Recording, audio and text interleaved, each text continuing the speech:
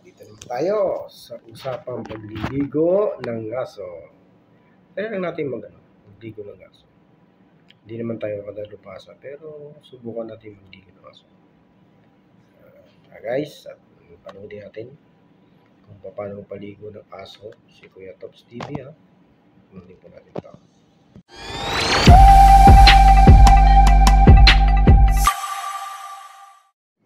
Magandang araw at magandang gabi mga kakuya tops.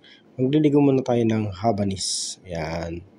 Ligo ako na po ngayon si habanis.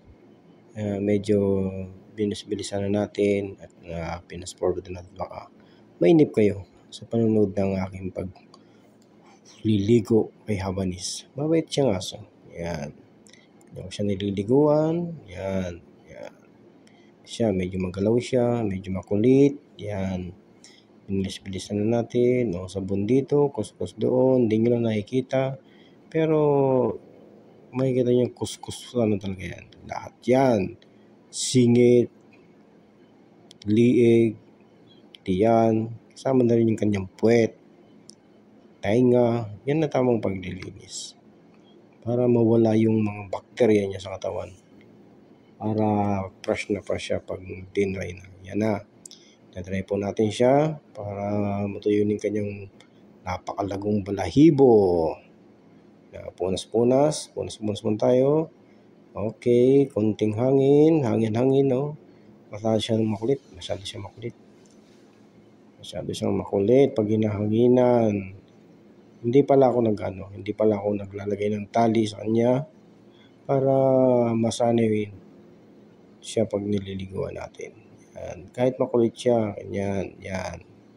Hahabol-habulin ko lang siya, yan, ganyan, kung saan siya magpunta, o takot sa hangin, yan, ganyan.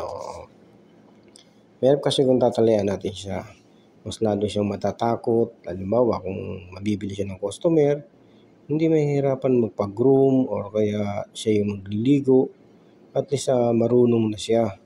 Yan. Hindi na siya natatakot.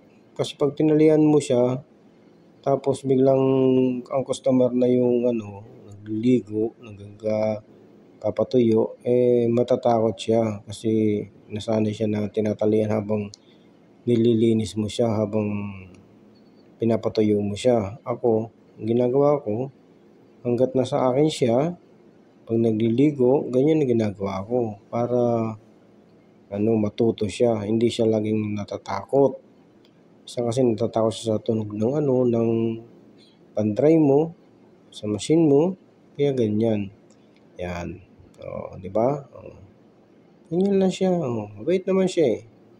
Habanis siya, mabait siya. Diba? Hangin dito, hangin doon, hanggang matuyo. Goodbye naman niya si habanis. Di ba? Diba? Ganyan siya, Bisa na pag tinatapatan mo ng hangin sa mukha, minsan doon lang siya talaga parang natatakot siya. Pero gusto naman niya pag sa katawan, medyo tahimik lang siya, hindi siya makulit. Ginagawa ko, hinahabol ko na lang siya kung saan siya mas compatible na pesto pag ginahanginan ko. Yan, ganyan lang siya, Yan. Tuloy-tuloy lang niya siyang ganyan. Hanggat sa matuyo siya. Yan. Importante yung mga singit-singit, yung ilalim, yung tiyan, yan. Yung sa may puwet niya, yan. Mga paa, sa may mga singit ng paa, sa lieg, sa ilalim ng tainga. Yun yung mga mahirap patuyuin kasi sila, masyadong malikot. Pero yan, okay naman Ayan, happy naman siya. Nakaupo na. Relax na siya. Gusto naman yung ginagawa sa kanya. Hanggat sa matuyo siya. Ayan. Tingin-tingin natin sa labas para may tao. Baka yan tayong customer sa labas. Tuloy-tuloy uli. Yan di ba? Ang cute ni habanis. Sa mga mahilig mag-aso dyan. Magandang aso rin niya si habanis. Mabait, talino, malambing. Ganyan siya. Yan. Nakakatuwang aso yan si Habanis. Kaya tuntua din ako dyan na nililiguan ko siya o pinapakain. Kalaro ko rin siya. Tinuturing ko na aso ko rin siya, di ba? Bye-bye, guys!